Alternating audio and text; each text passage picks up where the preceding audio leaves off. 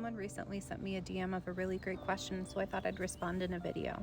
This is my 9th year as a special education teacher, and for the first part of my career, I taught in one school at one district.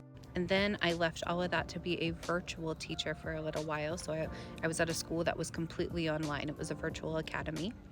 And then I worked as a travel teacher for a couple of years, where it's a lot like traveling nurses, where I filled in for hard to fill positions all over the country.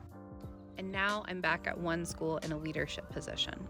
And the person asked me, was it worth it to go from in-person teaching to virtual? This is definitely going to depend on who you are, where I was in my life, and the experience I was having at my school at that time. It was worth it for me, but it was not sustainable. I took a significant pay cut when I went from teaching in a building to teaching virtually. I was able to supplement that with my teachers pay teacher stuff on the side, but it was a lot less from the school itself. And I was working really hard at that job, trying to make sure I got the students everything that they needed, and I was just getting paid way less. If I had somebody in my home who was also making an income, then that might have been more sustainable, but that just wasn't my situation.